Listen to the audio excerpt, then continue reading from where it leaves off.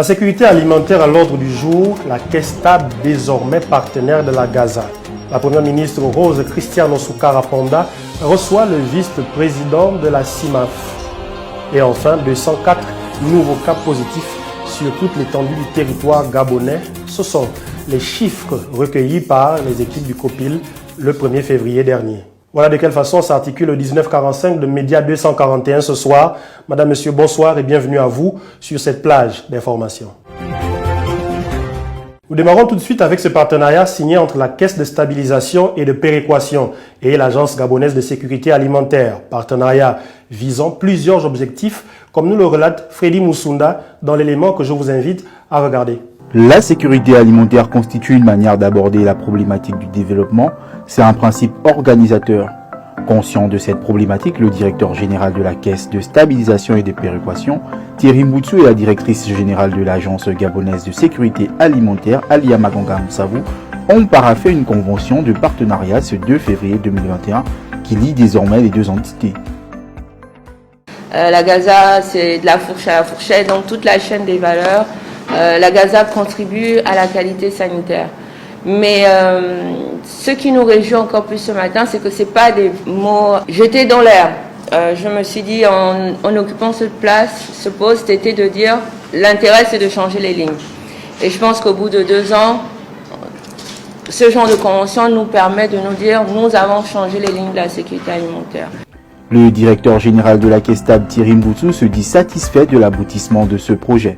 Du fait que la Gaza soit pour nous le certificateur, donc la garantie de qualité, il ne nous était pas possible de faire autrement que de venir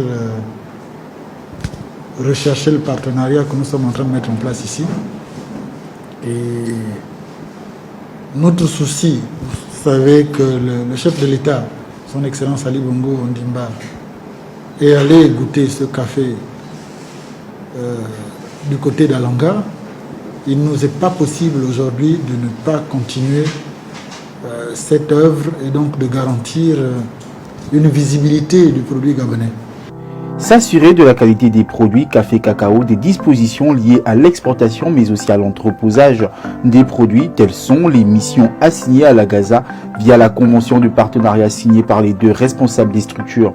La Caisse stable va désormais bénéficier de l'expertise et de l'assistance de son nouveau partenaire pour la sensibilisation, le conseil aux planteurs et la réalisation des contrôles préventifs. Pour rappel, les missions de la Gaza sont de prévenir, évaluer et gérer les risques d'origine alimentaire. Par ailleurs, la Caisse stable accompagne l'État gabonais dans sa politique agricole, notamment en matière de production café-cacao. En août 2018, elle lançait officiellement le café Alanga, un robusta 100% issu du terroir. Afin de le rendre encore plus compétitif, ce produit sera soumis aux différents contrôles de la Gaza. Nous l'avions évoqué en titre, la chef du gouvernement Rose Christiane Osukhara Ponda a reçu ce jour le vice-président de la CIMAF, M. Malik Sefrioui. Il s'agissait pour eux d'échanger sur différents points, parmi lesquels les engagements de cette société et la situation de l'industrie en période de Covid. Sabrina Messi pour le récit. Le vice-président de Ciment de l'Afrique, Malik Sefrioui, a effectué une visite de courtoisie chez le Premier ministre Rose Christiane Osukhara Ponda ce mardi 2 février.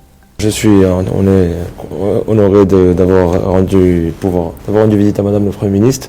Nous sommes présents au Gabon depuis 2013-2014 et c'est toujours un honneur de venir ici rendre compte à Madame le Premier ministre sur l'engagement de CIMAF à construire le Gabon et à continuer à investir au Gabon.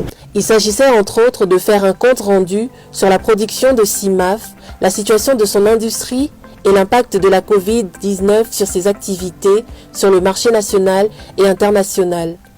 Nous sommes venus parler à Madame le Premier ministre sur la situation de notre industrie, de notre secteur. Et c'était une visite de courtoisie. On a pu échanger sur l'impact de la Covid sur nos activités et sur le marché national et le marché international. Et nous avons pu aussi échanger sur l'augmentation de capacité de CIMAF qui a eu lieu il y a quelques mois, qui a été inaugurée par son Excellence Madame le Premier ministre au mois de septembre. Donc c'était surtout une visite de courtoisie et pour rendre compte à son Excellence sur tous les investissements que nous avons réalisés au Gabon.